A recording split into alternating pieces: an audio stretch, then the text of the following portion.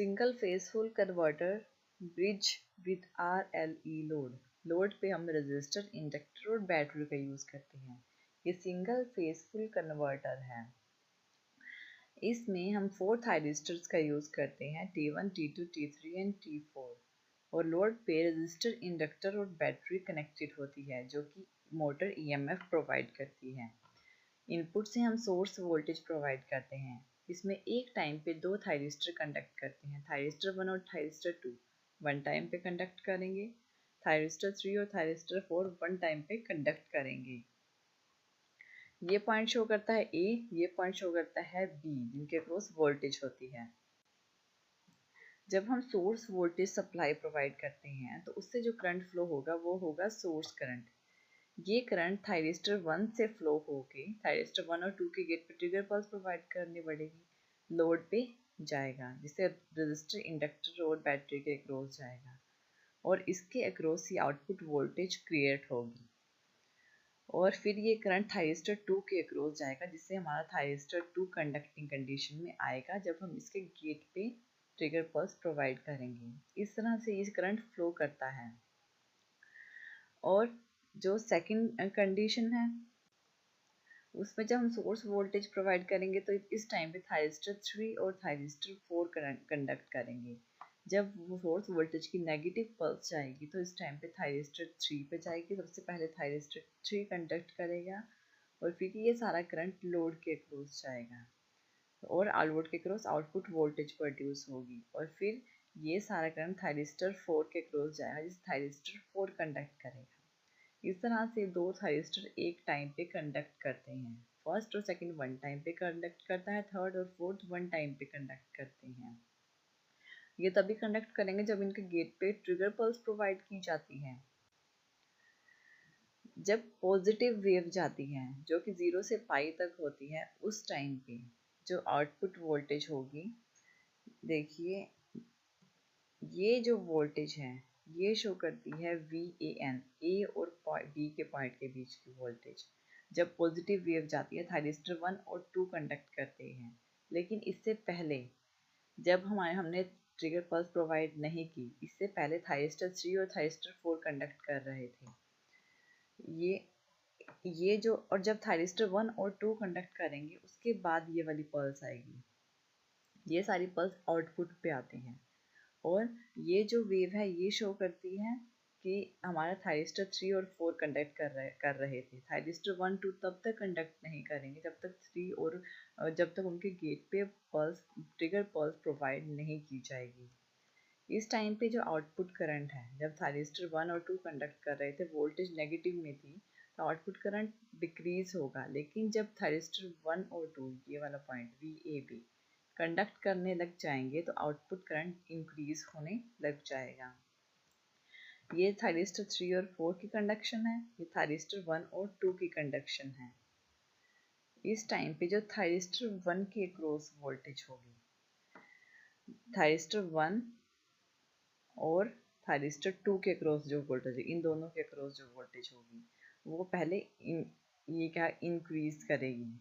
ऐसा इसलिए हुआ कि इस टाइम पे थायरिस्टर 1 और 2 कंडक्ट नहीं कर रहे तो सारी वोल्टेज के अक्रॉस ड्रॉप होगी, जितनी वोल्टेज होगी ड्रॉप होगी। लेकिन जब फायरिंग पल्स, इस पॉइंट पे हम फायरिंग पल्स प्रोवाइड करेंगे तो वोल्टेज 0 हो जाएगी, क्योंकि यहाँ पे करंट फ्लो होना स्टार्ट हो जाएगा। और ये पॉइंट शो करता है VM साइन अल्फा को।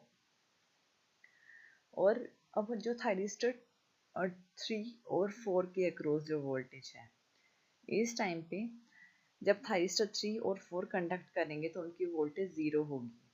और जब थायरिस्टर 1 और 2 कंडक्ट करना स्टार्ट करेंगे तो सारी वोल्टेज 3 और 4 के क्रॉस ड्रॉप होती रहेगी। जितनी भी वोल्टेज है फायरिंग एंगल के बाद वो ड्रॉप होने लग जाएगी। जब करंट फ्लो करता है तो वोल्टेज ड्रॉप नहीं होती, लेकिन जब करंट फ्लो नहीं करता तो वोल्टेज ड्रॉप होना स्टार्ट हो जाती है, जो कि -VM के इक्वल होगी। जब नेगेटिव पल्स प्रोवाइड करेंगे और जिसमें थायरिस्टर 2 और 3 कंडक्टिंग, थायरिस्टर 3 और 4 कंडक्टिंग कंडीशन में आएंगे, ये तब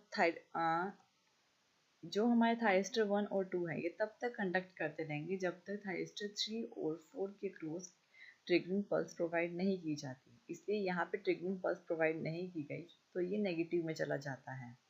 जैसे इस पॉइंट के बाद ये नेगेटिव में चला जाता है, और जब ट्रिगर पल्स प्रोवाइड करते हैं तो ये फिर से इंक्रीज कर जाता है आउटपुट वोल्टेज, क्योंकि इस टाइम पे थायरिस्टर 3 और 4 कंडक्टिंग कंडीशन में होता है और वोल्टेज जो होती है बी और ए पॉइंट के बीच में होती है। और जब वोल्टेज यहाँ पे नेगेटिव में गई तो आउटपुट करंट भी डिक्रीज होने लग गया, और अगेन जब हमारे थायरिस्टर 3 और 4 ने कंडक्ट करना स्टार्ट किया तो करंट अगेन इंक्रीज होने लग जाता है। इस टाइम पे जो थायरिस्टर 1 और 2 के क्रॉस वोल्टेज है इस टाइम पे ज़ीरो होगी, क्योंकि इस टाइम पे कंडक्टिंग कंडीशन में है। ये देखिए नेगेटिव में जा रही है वोल्टेज, तो कंडक्टिंग कंडीशन में है। लेकिन जब फायरिंग पल्स प्रोवाइड करेंगे और थायरिस्टर 3 और 4 कंडक्टिंग कंडीशन में आएंगे, उस टाइम पे जो सारी वोल्टेज है 1 और 2 के अक्रॉस क्या होगी, ड्रॉप होना स्टार्ट हो जाएगी, क्योंकि इस टाइम वो ऑफ कंडीशन में होंगे। और थायरिस्टर 3 और 4 का भी कुछ ऐसे ही होगा। थायरिस्टर 3 और 4 जब तक 1 और 2 कंडक्ट कर रहे थे तब उसके क्रॉस थायरिस्टर 3 और 4 के क्रॉस वोल्टेज ड्रॉप होती रहेगी। लेकिन जब फायरिंग पल्स प्रोवाइड करेंगे तो 3 और 4 कंडक्टिंग कंडीशन में आ जाएंगे, वोल्टेज ड्रॉप होना बंद हो जाएगी और करंट फ्लो होना स्टार्ट हो जाएगा। इस तरह से अगेन नेगेटिव और पॉजिटिव और नेगेटिव साइकिल जब आएगी 3 पाई से 4 पाई के बीच में, वो भी इसी तरह कंडक्ट करेगी, जिनकी पल्स कुछ इस तरह से होगी। थायरिस्टर 3 और 4 कंडक्ट करते रहेंगे जब तक 1 और 2 के अक्रॉस फायरिंग पल्स प्रोवाइड नहीं की जाती, इसलिए ये नेगेटिव में चली जाती है। यहाँ पे हमने फायरिंग पल्स प्रोवाइड की तो थायरिस्टर 1 और 2 कंडक्ट करना स्टार्ट कर देंगे, और इस पॉइंट के बाद थायरिस्टर 3 और 4 कंडक्ट करना स्टार्ट कर देंगे नेगेटिव वेव में। आउटपुट करंट जब वोल्टेज नेगेटिव में होगी तो डिक्रीज होगा, और आउटपुट वोल्टेज जब पॉजिटिव में होगी तो इंक्रीज करेगा। और ये हमारा थायरिस्टर 1 और 2 कंडक्ट करेंगे। जब यहाँ पे फायरिंग पल्स प्रोवाइड कर दी उसके बाद थायरिस्टर 3 और 4 कंडक्ट करेंगे।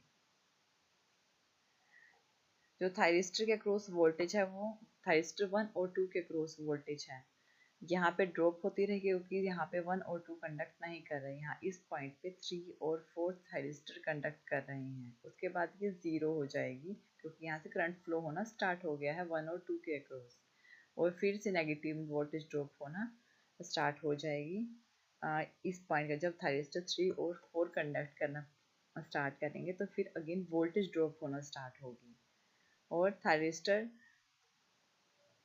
3 और 4 के क्रॉस भी वोल्टेज कुछ इसी तरह लेगी। जब तक वो कंडक्ट करते रहेंगे तब तक कोई वोल्टेज ड्रॉप नहीं होगी, करंट फ्लो होगा। लेकिन जब कंडक्ट करना बंद कर देंगे तो वोल्टेज ड्रॉप होना स्टार्ट हो जाएगी। ये -Vm को शो करता है, क्योंकि क्या होता है, ये नेगेटिव वोल्टेज होते हैं, ड्रॉप होते हैं, इसलिए इसे -Vm बोलते हैं। ये पॉइंट शो करता है पाई प्लस अल्फा को। ये वाला पॉइंट हमारा पाई होता है। एक अल्फा एंगल के बाद हम ट्रिगर पल्स प्रोवाइड करते हैं, इसलिए इसे पाई प्लस अल्फा बोलते हैं। और ये हमारा 3 पाई होता है पॉइंट, इसे 3 पाई ये वाला पॉइंट, ये और ये अल्फा के बाद जब ट्रिगर पल्स प्रोवाइड करते हैं तो इसे 3 पाई प्लस अल्फा बोलते हैं। इसकी जो एवरेज आउटपुट वोल्टेज है वो इज इक्वल टू होगी 1/पाई integration of alpha to alpha plus pi Vm sin omega t dot d omega t के। अगर हम इसकी इंटीग्रेशन ओपन करें तो ये होगा Vm/पाई cos अल्फा के। तो इसकी जो आउटपुट वोल्टेज होती है उसकी RMS वैल्यू वो होगी output voltage, RMS value of output voltage is equal to 1/पाई integration of alpha to alpha plus pi V² m sin² omega t dot d omega t के। इसकी इंटीग्रेशन ओपन करेंगे तो हमारे पास आएगा, हम इसका फॉर्मूला लगाया, V² बाहर आ गया अपॉन पाई, इसको हमने ओपन कर दिया तो हमारे पास आया है omega T minus 1/t sine 2 omega T bracket close alpha to alpha plus pi. ये है उसकी RMS value of output voltage. अब इसको हम ऐसे लिख सकते हैं, जो हमारा V² m होता है अपॉन 2 वो is equal to square force voltage के होता है। तो यहाँ पे जो हमारी RMS वैल्यू है आउटपुट वोल्टेज की, ये is equal to source voltage की हुई। ये जो वोल्टेज है ये is equal to source voltage की होती है। यह हमारा जो हमारा सर्किट है जिसमें हमने सिंगल फेज फुल कन्वर्टर, जिसमें हमने B2 कनेक्शन, जिसको B2 कनेक्शन भी बोलते हैं, ये किया है। Thank you.